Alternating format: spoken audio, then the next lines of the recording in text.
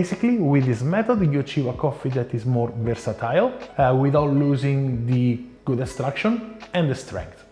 Hi everyone, Matteo here, and this is episode number 3 of the Iced Pour-Over saga. In the previous episode, I talked about how to get a nice coffee with higher extraction and higher intensity so that it will be more balanced with higher strength when we're going to enjoy it in a glass with ice. If you haven't checked it yet, together with the first episode where I explained the most important aspect about ice pour-over coffee, you can check the link right here.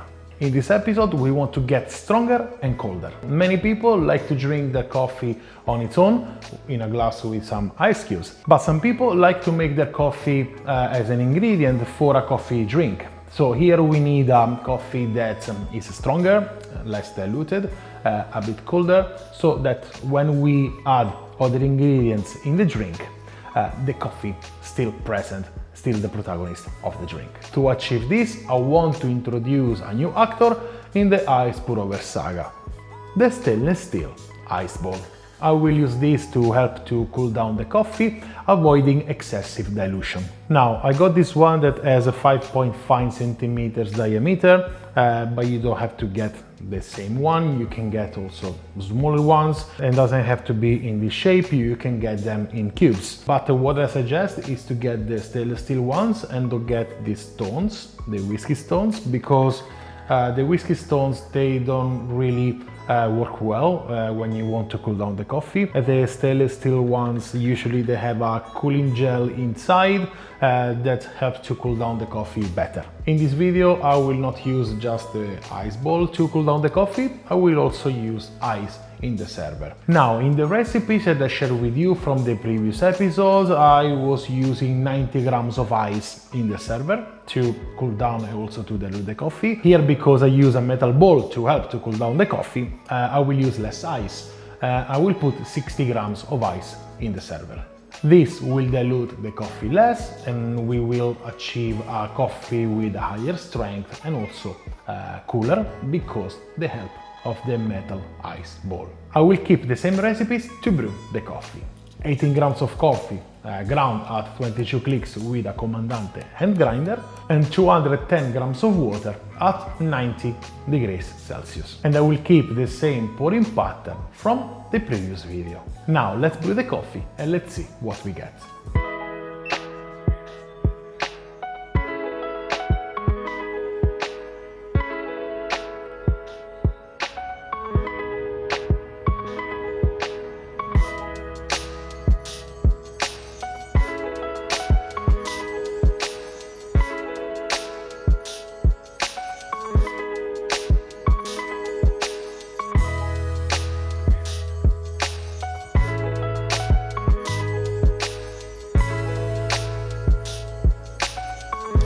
Okay, the coffee is done. Now let's go to check the TDS and the temperature. The TDS is higher compared to the one from the previous recipe because we put less ice in the server, so there will be less dilution. In fact, for this coffee, I have a TDS of 70% compared to 1.50% that I achieve if I brew the coffee using the recipe from the episode number 2. Temperature wise, we have a lower temperature, around 15 degrees Celsius, compared to 18 degrees Celsius that we achieved from the previous recipe. Now, the recipe that I shared with you with the quantity of ice and also the ice ball is just a reference for you to start to make your favorite ice pour-over coffee. You don't need to follow the exact numbers of ice or ice cubes. You can play around. I will suggest you to stick with the extraction. Maybe if you want to change some variables, I don't know, grinding coarser, grinding finer, depending on the kind of coffee you have,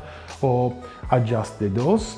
For example, I don't know, if you want it like stronger, you can put like 19 grams. It really depends how the taste of the coffee is. If it's a bit bitter, you can grind coarser, or you can, I don't know, increase the dose of the coffee so you will have even more intensity, but you will reduce extraction, and vice versa. If you think it's the coffee tastes a bit sour, you can go finer, or you can reduce the dose of the coffee to increase the extraction.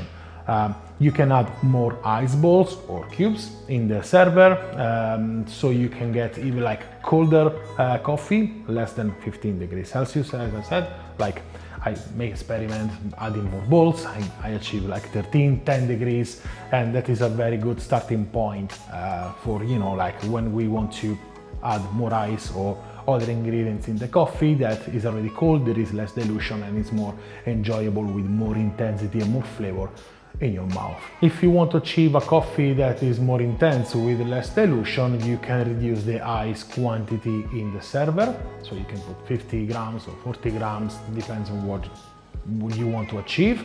But remember to put more ice cubes or ice balls to cool down the coffee. So to conclude with this technique, using metal ice balls or cubes or whatever you have at home, we're able to achieve a coffee with higher strength and colder temperature. And this allows us to have a coffee that can be used in different ways. So you can have like the classic ice pour over coffee on a glass with ice. And in this case, the coffee won't lose so much intensity because of the higher strength, and also because the colder temperature will melt less the ice that you have in the glass. Also, if you want to use the ice pour over coffee as an ingredient for a coffee drink, for example, adding tonic water or milk or plant-based beverage, depends on what you like or what your friends like, you will achieve a drink where the coffee is still the protagonist. Basically, with this method, you achieve a coffee that is more versatile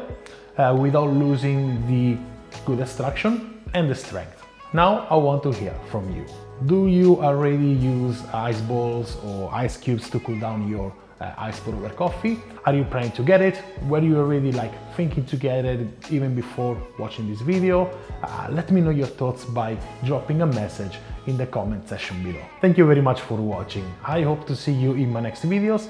And in the meantime, I wish you a wonderful day and delicious coffee. Ciao!